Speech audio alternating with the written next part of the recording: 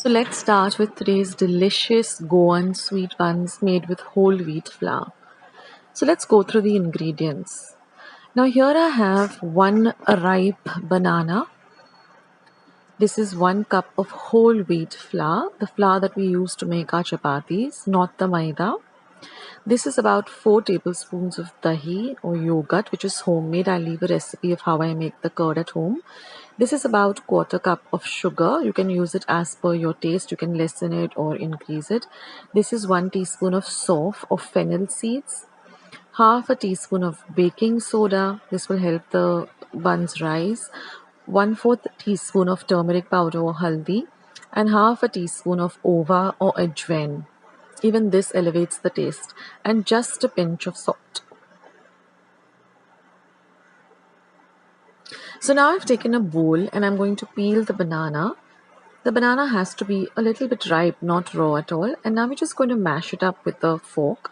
It doesn't have to be overripe. It just has to be ripe that you can eat it.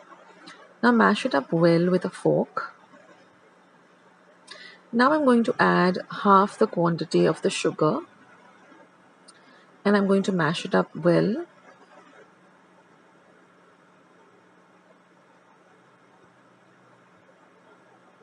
Next, I'm going to add the remaining quantity of the sugar.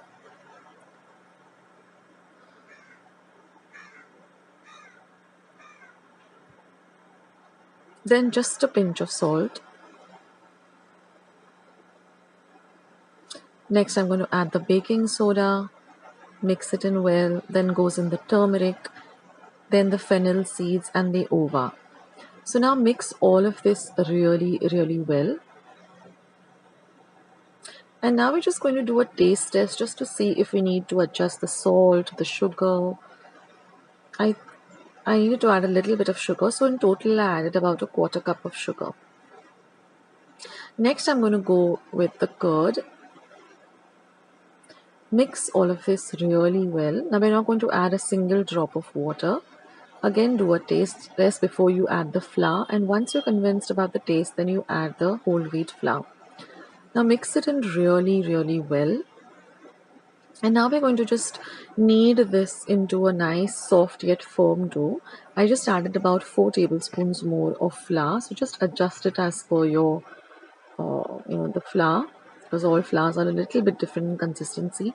And we want a nice firm dough, like a puri dough. And then we're going to set this aside and cover it and let it rest for 8 hours. It's very important that you keep it aside for 8 hours. You can refrigerate it also for 8 hours, or just keep it in a nice cool dark place.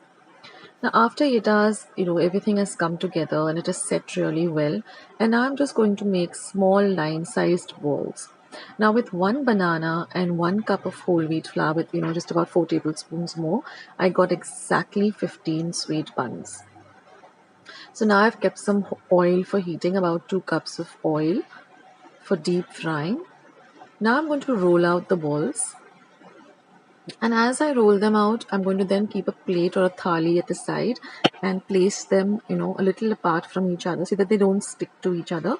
So just place them on the thali so that you have all your puris ready before you start frying, so you don't have to concentrate on the rolling out of the buns and the frying. So keep them all ready. And then all you have to do is just deep fry them on a low to medium flame till they nicely puff up like this and become golden brown in color. So when you're frying them, just keep an eye on them. Don't let them get burned. Don't let them, get absorbed too much of oil. So just immediately when they puff up, just turn them around and then, put them on some tissue so that all the excess oil gets drained up. Now your oil has to be really nice and hot for them to nicely puff up.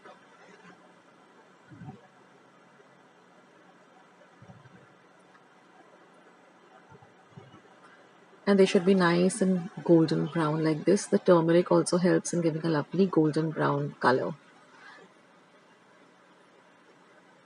And in this way, just fry all the remaining puris or the sweet buns.